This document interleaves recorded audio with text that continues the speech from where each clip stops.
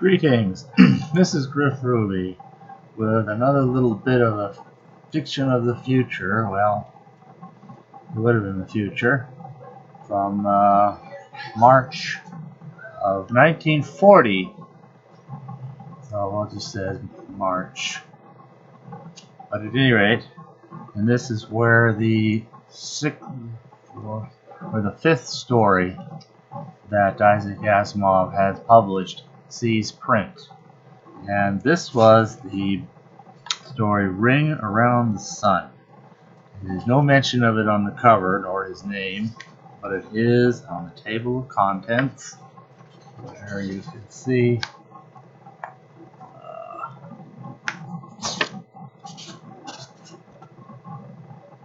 it's Ring Around the Sun. Okay, and we have a nice little squib here. It says, "Hell in reverse temperature. That's what Jimmy and Roy were going through in their little spaceship. Tricked into the dangerous trip, ironic fate caused them to freeze at 40 below, though they were almost in the sun." Okay, good stuff, right? So, and that's page 89. So, once again, the story is pretty faithfully reprinted in the early Asimov, so there's really no need to get the magazine to get the story, other than for the artwork, which of course is kind of nice to see. We have basically just one drawing, and there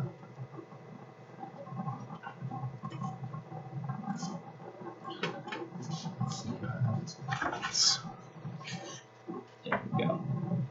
So there they are, Turner and Sneed in their spacecraft, and I looked, we can finally see some stars.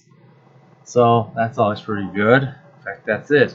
Look, the stars were out of it, so that's a good moment. But look how when they breathe, there's little clouds because it's just so cold, like the Siberian winter or worse.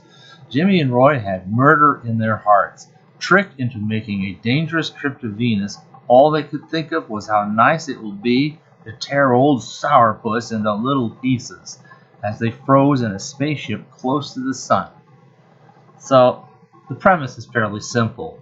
We're going to take a shortcut as a mail run, delivering the mail, okay, from one planet to another, and we're going to take a shortcut to Venus that basically works by going really close to the sun. We've developed this field. The other scientists have developed this special field. It somehow diverts all radiation around a spacecraft so that it doesn't touch it. That way, even though you could be ridiculously close to the sun, all the sun's heat and everything just goes around you and doesn't touch you at all. Total insulation. Really neat. So while the sun is thousands of degrees around you, you have no warmth other than basically whatever you brought with you. And so the story kind of breaks into two parts. They don't have chapters, but it still does kind of break naturally into two most basic, well, maybe three. The first act, you've got this boss, old sourpuss, as you saw them mention, who has this little way of getting these two guys to go on this trip. He tells one, well, the other guy took it, so you're not as brave as him, are you? Well, I'll show him I'm as brave. I'll go on this. And then he goes to the other guys. Yeah, the first guy agreed to go, and well, you better show you're as brave. So it's like he had each of them convinced that the other was going to go. I was brave enough to go, so it's like, oh well, I don't want to be thought of as a coward. So they each went thinking the other was going to go. So that was it kind of details that whole manipulation, how he works that one out. Then they actually get on board the flight, and the thing works very well. But as I indicated, it works really, really well. So, I mean, at least they're safe from the heat of the sun. Somehow, the isolation makes it cold. Now, it's not clear to me what's eating up the heat. Maybe it's the field itself somehow absorbs the heat. I don't know. It'd be neat if we could have something that could create coldness as easily as we can create heat. I mean, an air conditioner doesn't create coldness. It just takes the neutral temperature air, or objectively neutral, it can still feel hot to us, and splits basically the hotter air from the cold, cooler air, and gives us the cooler air, sticks the hotter air somewhere else, like on the other side of a wall. Well, you could do the same thing in reverse with a heat pump, which again is just taking the air, again, a kind of neutral temperature, separating out the hot from the cold. Only this time we want the hot, and the cold goes on the other side of the wall. But we're just separating it out. We're not really creating much at all in the way of actual heat or cold with either of these mechanisms. But a heater really generates heat. But we don't have something that generates cold. Well, apparently this field seems to do that, because it gets hot as they get close to the sun, and they are pretty hot. It's like about 150 degrees, I'm assuming Fahrenheit, inside the spaceship. These poor guys are sweating. They knew that going in. They knew that. But then the field can kick in. It has to be certain close to the sun and such strength radiation before it even kicks in. But then it does kick in, and now you can't see anything. Oh, you can't see the stars. You can't know where you're going. You just coast right on through on a mathematically pre-planned course that will take you basically right past the sun and on towards where you want to go, to where you're about that hot on the other side, and coming back down as you head on the way. Except for one thing. While this field is up, no heat at all seems to be coming in. Somehow the heat's escaping, and it gets colder and colder and really cold and very, very, very cold. And they are shivering, and they are, eventually they weren't particularly friends when they started out. They were rivals, and this rivalry was exploited. But at some point, in the midst of all their freezing and shivering, they kind of figure out what had happened. You were going to go, you crazy idiot. I felt like I couldn't not go, so because you were going. Oh, no, you were the one who was going, so I couldn't not go. So I had to go, and finally, wait a minute.